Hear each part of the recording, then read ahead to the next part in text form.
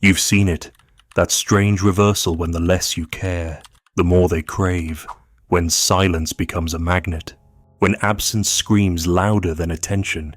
You felt it once, didn't you? A woman who looked right through you when you chased, but the moment you turned, she watched like a ghost locked behind a mirror. Why does she desire the man who forgets her name, but pities the one who remembers her birthday? There is something ancient beneath it, older than desire, older than morality. It is not romance. It is not cruelty. It is a law no one dares speak aloud, but every soul obeys in secret. You can feel it in the gaze that lingers longer when you refuse to kneel. You can taste it in the silence that makes her restless. You can hear it in the laugh that isn't for her. And still she follows. You are not loved when you offer yourself. You are remembered when you vanish. But you already knew that, didn't you? Power is not proven in dominance, but in indifference so complete it becomes divine. You are not the flame. You are the absence of heat. And that is why she gathers around you like moths at midnight, fluttering not toward light, but toward what never burns. You do not chase, you do not plead, you stand, and your stillness, more than any gesture, begins to hum with an aura more primal than kindness detachment so absolute it becomes myth. What draws her in is not your words, but the void they orbit. Because the man who speaks little in a world of performers is no longer human to her, he becomes legend. You sit across from her, not out of interest, but because your body happened to choose that space, and she begins to study you like a riddle that shouldn't exist. Who are you to not need her attention? Why do your eyes roam elsewhere? Not because you're playing a game, but because you simply don't need her gaze to feel whole. She has seen men desire her. She has seen them build their identity around the curve of her smile. But you are sovereign. She tests you. A laugh too loud, a comment sharpened, a flick of her hair, all carefully stitched to see if your fortress cracks. And when it doesn't, her pulse betrays her. You are the unclaimed territory, the only one who didn't kneel. And in a world where every man is dying for a drop of her favor, the one who doesn't thirst becomes sacred. You do not insult. That would mean you noticed. You do not flatter. That would mean you cared. You do not withdraw. That would mean she had power. No, you remain. Like a statue. Like a god. Like an absence that cannot be filled. This is not cruelty, it is purity. Cruelty wants reaction, you want nothing, and that is what terrifies her. You do not want to hurt her, nor do you want to win her, you simply are. And because of that, she cannot conquer you. You are not a game, you are the end of games. She remembers you in rooms you've already left. You haunt her not through words but through the space between them. You become an echo, an aftertaste, an ache. And she doesn't know why. The truth is you have renounced her worship, not out of arrogance, but out of exhaustion. You have seen what happens to men who kneel. They are chewed, praised, pitied, then erased. The woman they worship becomes either a goddess or a tyrant, but never a companion. You have chosen exile from that temple. You have burnt the incense and walked away, and now your scent lingers. Every time you ignore her drama, a script dies. Every time you don't respond, a mirror cracks. Every time you look beyond her, she wonders if she was ever real to begin with. You are not playing a role. That's what maddens her. Men before you have played the cold type.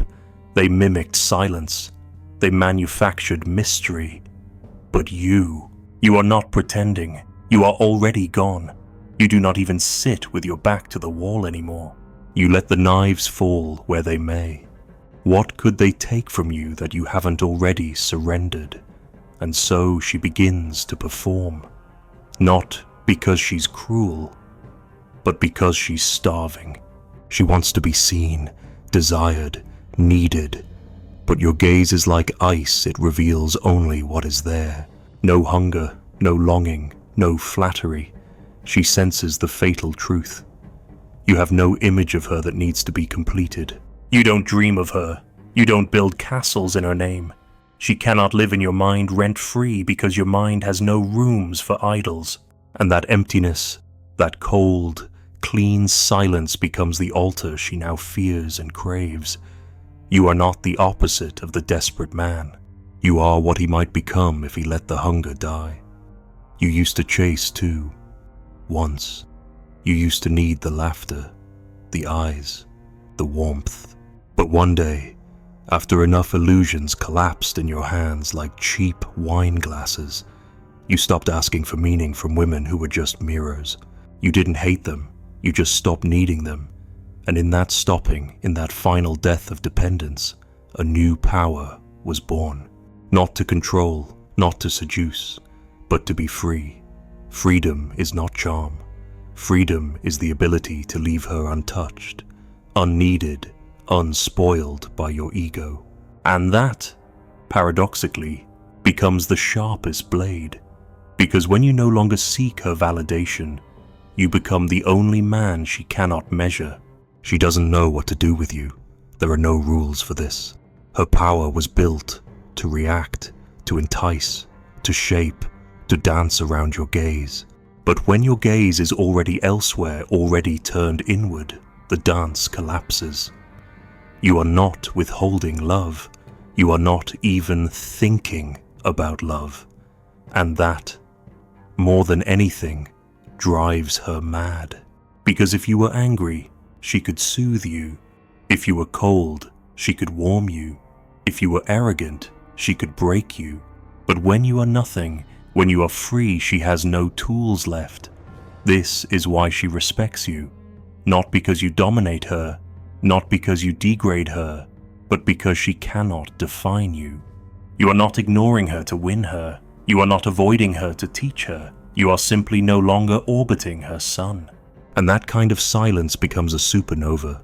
She may mock you, she may test you, she may even walk away. But inside, the structure of her world has been rewritten because she saw one man who did not bend, and he became unforgettable.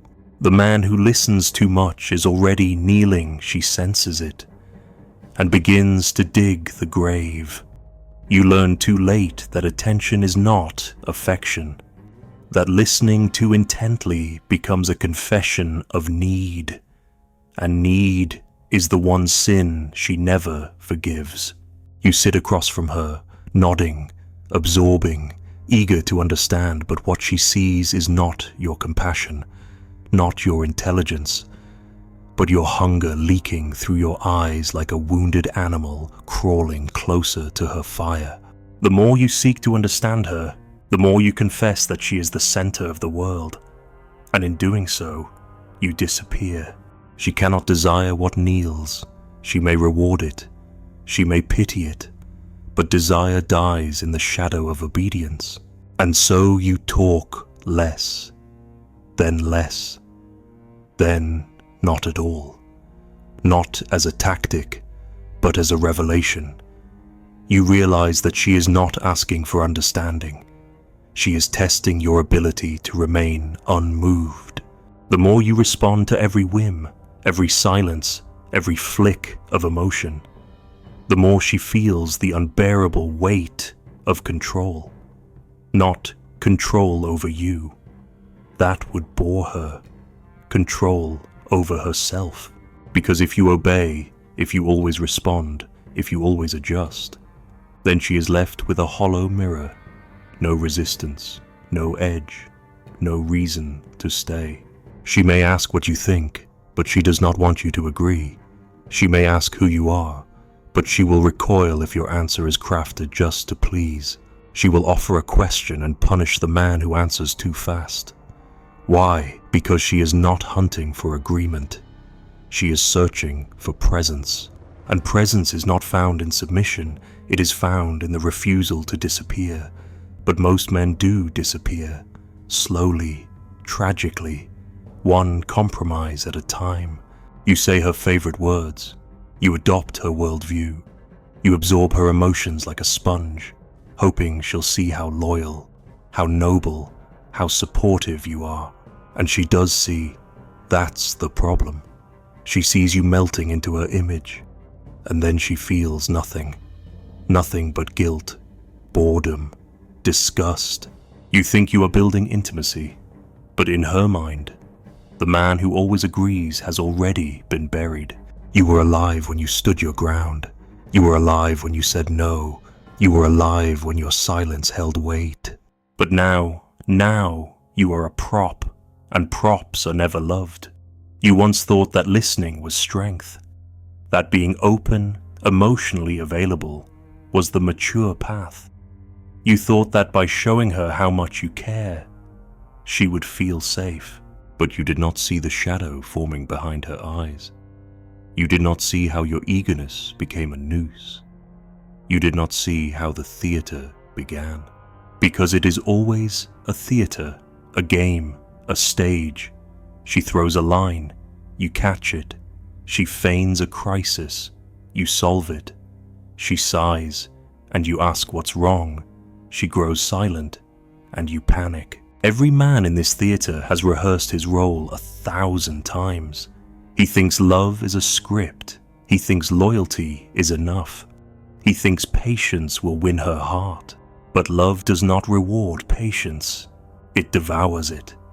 She is not cruel. She is not manipulative.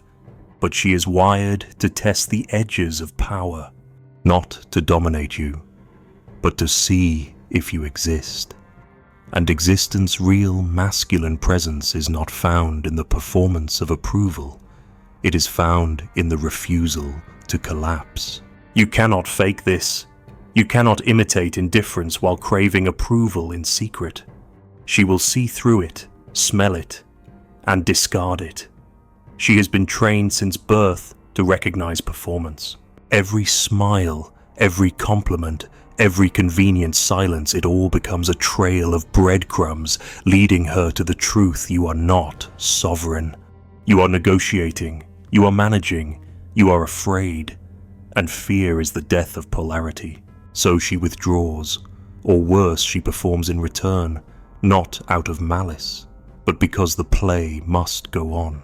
She begins to act the role of the woman you want her to be, sweet, soft, supportive, but it is hollow. You do not feel her. She is gone, hiding behind the costume of your dreams. You have made her unreal, and so the dance collapses. You think you did everything right. You were kind, you were respectful, you were attentive, but none of those things matter if they are used to mask your fear of conflict. She does not want a man who fears losing her. She wants a man who would mourn her absence, but never beg. She wants to feel chosen, not worshipped, desired, not needed. And that difference is the line between her staying or vanishing. You must understand when you listen too much, when you yield too easily, when you adapt too quickly, you signal something deeper, that you fear being alone. And nothing is more repulsive to her than a man who cannot stand in solitude. Because solitude is strength. Solitude is the unspoken proof that you exist without her, that you were formed by fire before she ever looked at you. And she respects fire. She fears it. She is drawn to it, but only when it burns on its own terms. So you must ask yourself, when did you begin to edit your voice? When did you trade your truth for comfort?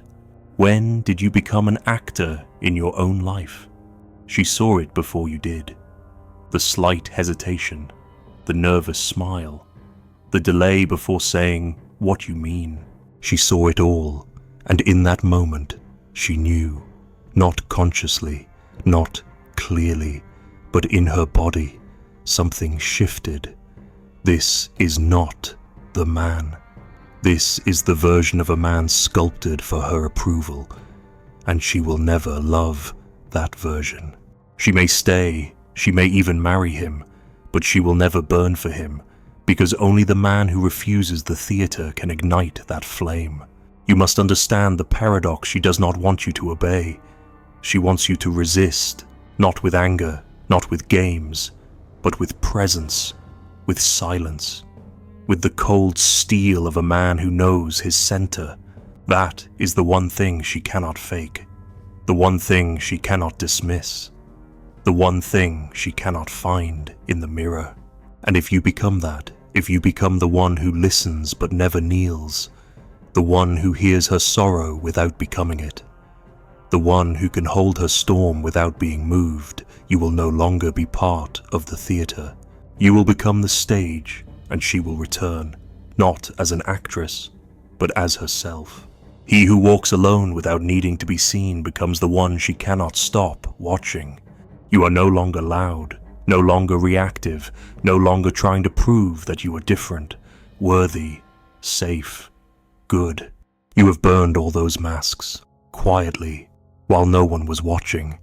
And now you walk differently, not faster, not with bravado, just quieter, more deliberate. And somehow, she hears your absence before she sees you. She feels you in the room not because you speak, but because you don't need to. Because everything about you radiates one thing she cannot replicate. You are not watching her. You are not scanning her for signs. You are not waiting to be seen. You have stopped orbiting the idea of being chosen, and that, more than charm, more than muscles, more than performance, becomes unbearable. Because now, you are real. She cannot measure you. She cannot mold you. She cannot use your desire against you. You have left that battlefield, and what remains is a silence she cannot interrupt. It follows you, trails behind you like a scent she cannot name. The way you look at her, it isn't cold, but it is still. The way you respond, it isn't indifferent, but it is final. She tests you again. She tries to provoke, tries to rattle, but the tension she expects is gone. There is no craving in your eyes, no need for her reaction, no subtle hope she'll chase. You are not playing, you are not performing, you are not waiting, you are simply there, whole. And now, for the first time, she must face herself, because without your hunger, without your projection, without your flattery, there is nothing left between her and the mirror of your gaze. And that mirror does not flatter, it reflects, it strips, it silences. And she does not know what to do with it. She has always been seen through the eyes of men who need her, men who project softness or cruelty onto her, depending on their own wounds, men who call her a goddess or a monster, never a human. But you do not need her to be anything, not pure, not perfect, not broken. You simply see her, and that, paradoxically, becomes the gaze she cannot escape. Because it is not tied to approval, it is not seeking reward, it is not afraid to see her entirely, and it forces her without a word to become something truer than she was. This is not a tactic.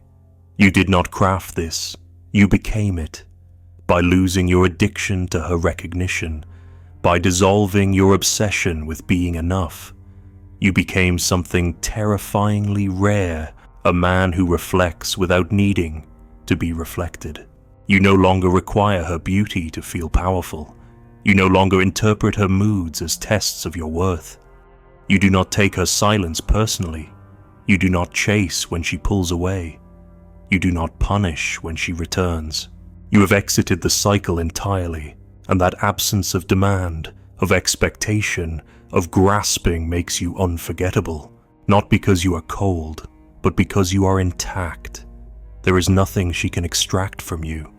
There is nothing she can use to define herself. You do not complete her, you do not wound her, you just exist, like a mountain in the fog, unmoved, watching.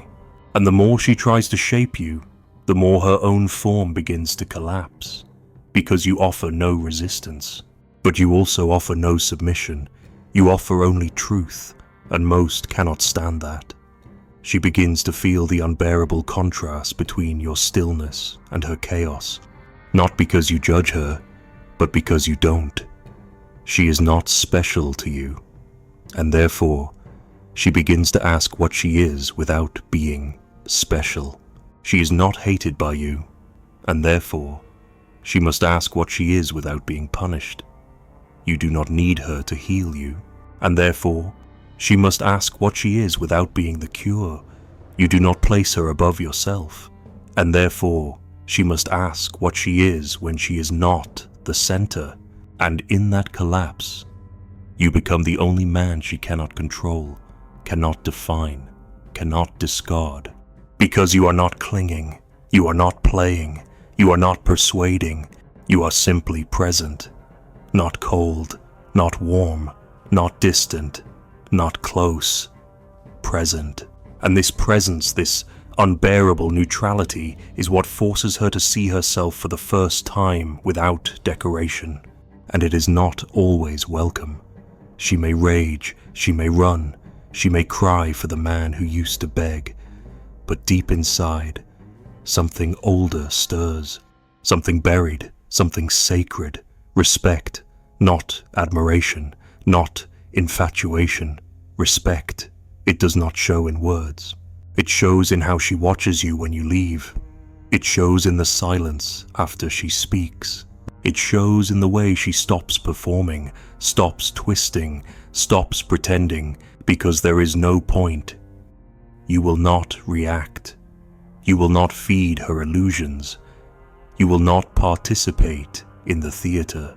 You are the final act, the curtain that falls when all roles have failed.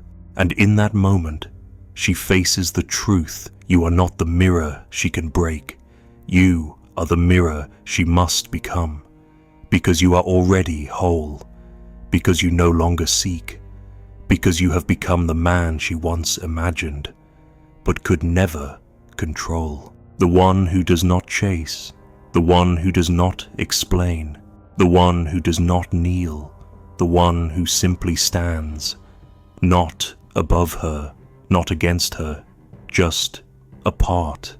Not separated by distance, but by sovereignty. And in that sovereignty, you become the only man she cannot forget. Not because you gave her everything, but because you remained everything even after she left. She will try to forget you, not out of spite, but out of survival. You were the silence that showed her her own noise. You were the man who didn't echo, didn't bend, didn't need her to be anyone but herself. And because of that, she collapsed. Now, every man she meets will feel incomplete, too warm, too eager, too loud. She will smile, nod, even love again. But somewhere behind her eyes, a question lingers like smoke.